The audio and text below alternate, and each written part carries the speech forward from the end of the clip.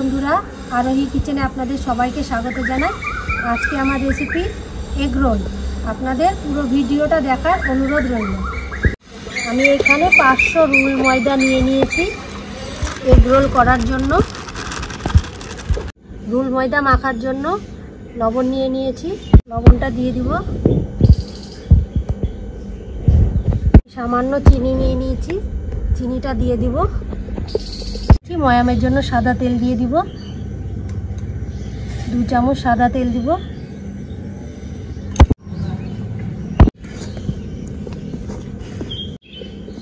আমি এক হাত দিয়ে এইভাবে একটু বাটিটাকে ঘুরাবো আর এইভাবে রুল ময়দাটাকে ভালোভাবে মিশাবো। যতক্ষণ না রুল ময়দাটার দলা বাঁধবে ততক্ষণ আমি এইরকম করে মাখিয়েই যাব। ময়দাটা ভালো করে ময়াম দেওয়া হয়ে গেছে, দেখেন ভুসভুসা হয়ে এসছে।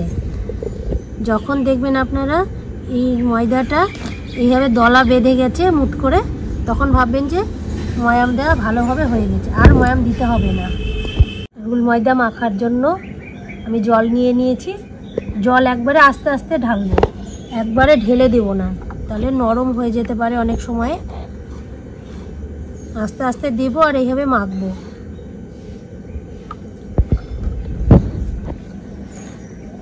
আমার ময়দাটা মাখা হয়ে এসেছে।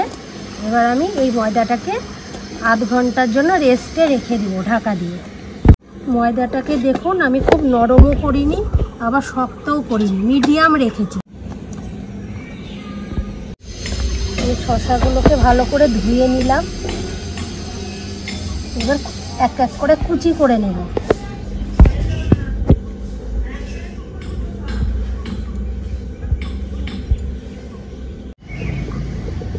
আজকে আপনাদের দাদা বাজার থেকে কচি কচি শসা নিয়ে এসছে। শসাগুলো এত কচি,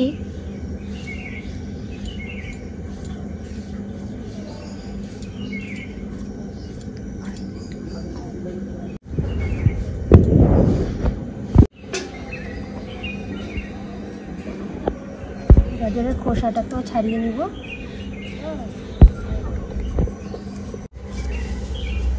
গাজরগুলোকে প্রথমে এইভাবে পাতলা পাতলা করে কেটে নেব, চেপে ধরে আস্তে আস্তে এইভাবে কুচি করব। টাইট করে ধরলে কি হয়, জিনিসটা কাটতে খুব ভালো হয়। আপনারা এইভাবে ঝিরি ঝিরি করে কেটে দেবেন।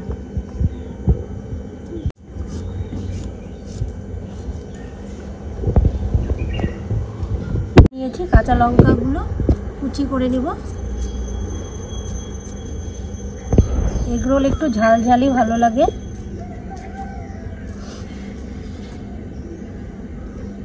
নিয়েছি, এবার এইভাবে আরে আরে এইভাবে কেটে নিব। তারপরে এইভাবে লম্বা করে ঝিরি ঝিরি করে কুচিয়ে নেব।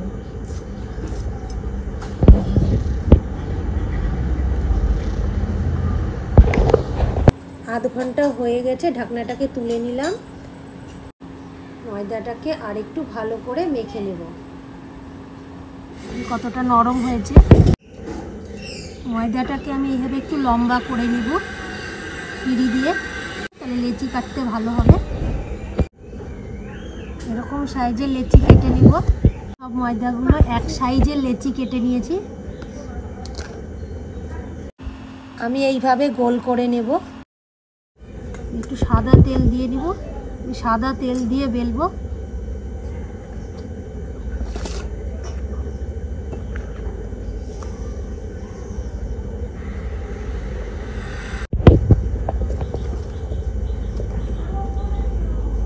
আমার চাটুটা গরম হয়েছে, চাটুটার মধ্যে আমি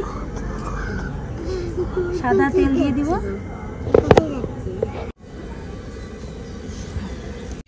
আজকে আমার মেয়ের আবদারে রোল বানানো। আমার মেয়ে কদিন ধরে রোল খাবো খাবো করছে।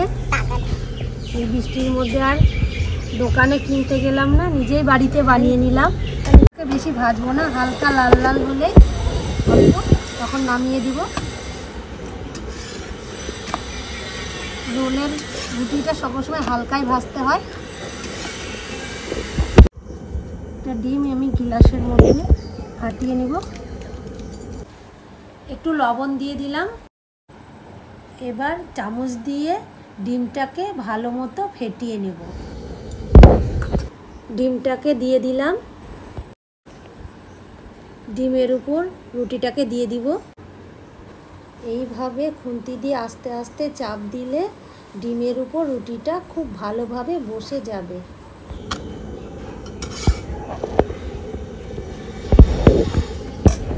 বৃষ্টি চলে এসছে। আমার সম্পূর্ণ রোল তৈরি করা হলোই না।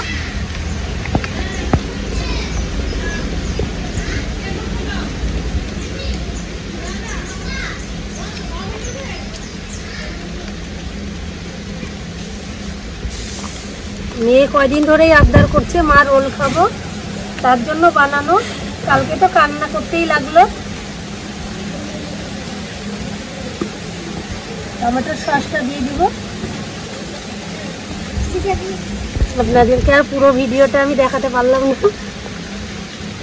এইভাবে মুড়িয়ে নিব আস্তে আস্তে।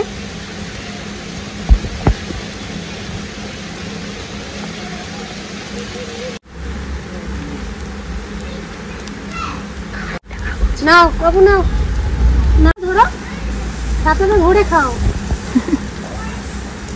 ছাতাটা ধরে খাও। এইদিকে ঘুরো।